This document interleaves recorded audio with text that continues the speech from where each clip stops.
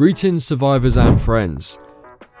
I can't do that. That's a Shadowfrax. Quick word from our sponsors. Warfare Rust servers are coming back. If you don't like the modded scene or anything like that, a lot of people have been screaming out for a 2x. Myself and a couple of other creators are bringing out our own 2x for EU and OCE, so it covers pretty much most regions, and then we'll bring out an NA for you. This is a pure 2x, no admin abuse, no pay to win, nothing of the sort. Just join up and play a simple 2x, which we will then record content for you. Join up our Discord, which is discord.gg/Warfare Rust. And as well, if you haven't already, go up and join the Upsurge Discord, and also follow our social media platforms, which is on TikTok, which is Upsurge Hosting. This is a server provider that I'm also involved in, that we want to get permission to then be able to host Rust console servers for the entire community. Go over to our website, which is upsurgehosting.com, to find out more about us.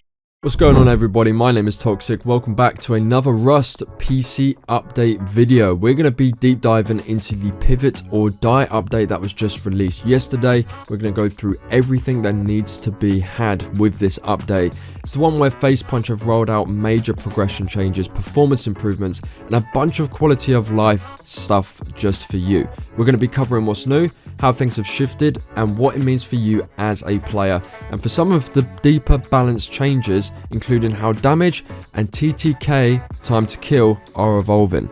Okay, let's get into it. So first up, progression changes have got a big shake-up. So research costs across rarities have significantly reduced, so players move through tech trees faster and don't feel stuck grinding forever. So for example, certain rarities that are used to cost massive amounts of scrap now cost far less. So workbenches no longer require scrap crafting cost in the same way, and blueprint wipes may now be on the table again. They've also introduced better inventory and storage quality of life features. This includes box sorting, which is now a thing. You'll be able to plug in a powered storage adapter and have your boxes auto sort by category, count, durability, and even custom layouts. That basically means that there's less mucking around in your base, trawling through clutter, which I'm guessing as well we are all, as a community, happy about. There's also the mini fridge deployable that's been added, which is a nice feature for base setups and casual storage.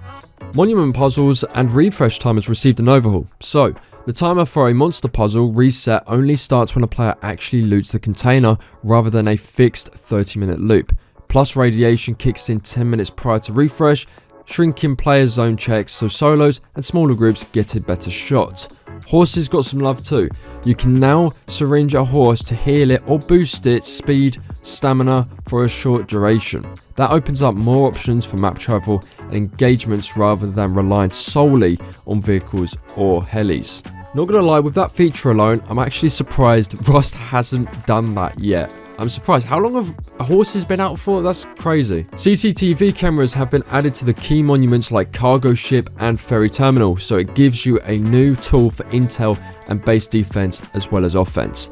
And in terms of balance, one of the whispers and some community posts point towards changes in damage, such as needing, for example, 6 body shots instead of 5 in some cases. This is less clearly documented, but it ties into the goal of increasing time to kill a little, so gunfights feel more deliberate. The intent is your fights take a bit more time. Positioning and aim matters more, not just who pulls the trigger first. Lastly, there are numerous performance and optimization improvements, things like entity count, garbage collection, overheads, server update jobs, and a pile of under the hood tweaks to make the game run smoother for everyone. Now, what does this mean for you? If you're used to fast wipe meta where you rush workbenches, dominate monuments early, this update hits hard for you. So slow progression, smarter monument looting, more meaningful fights for solo or duo players to get better options, but clans will still thrive if they can adapt. The darn truth, you will just need to play smarter, not faster.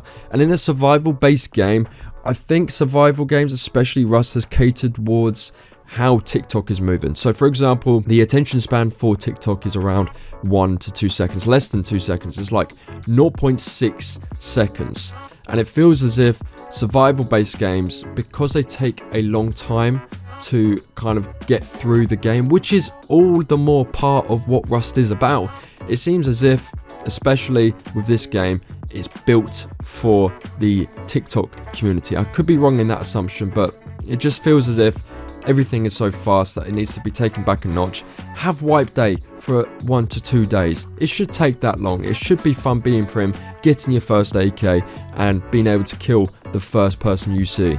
Now, if you're prepping for your next wipe, focus early on mobility, especially the horse usage. Get familiar with the puzzle monuments, set up CCTV or intel tools, and take advantage of box sorting and minimize distracted base time so you're outside doing stuff, because Facepunch wants you out there. I think a lot of people just stay in their base nowadays, so you can explore, fight, rotate, don't sit and just farm in your base. Now that pretty much covers the major stuff of the pivot or die update. If you're hyped to see this come to the game, be sure to leave a comment down below, and if you're actually against this coming to the game, I'd also be curious to see what you think as well. Leave a comment for that. Drop a like if you did enjoy the video, subscribe if you are indeed new around here. I cover Rust PC and Rust console, both alike, and leave a comment down below about how you're feeling about the longer fights, slow progression and smarter gunplay. Do you prefer the old pace or this new direction that Facepunch is taking in 2025 going into 2026?